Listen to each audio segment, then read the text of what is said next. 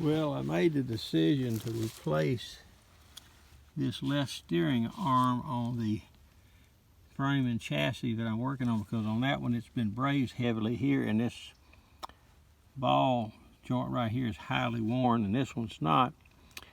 But after repeated sessions of heating and pounding, the pin in this one does not want to come off.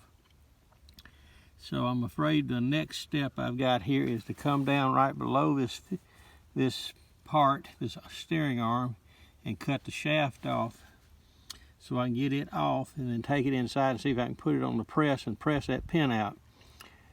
Well, like I say, I have another one over here on this LA, but it's not the same type steering arm. So I guess I'm stuck with getting in here with the Sawzall, get underneath here in this gap and cut that shaft off so I can get this part and get it to the hydraulic press and see if we can't get that pin out. If not, then I'm reckoning we'll have to center it real good and drill it out.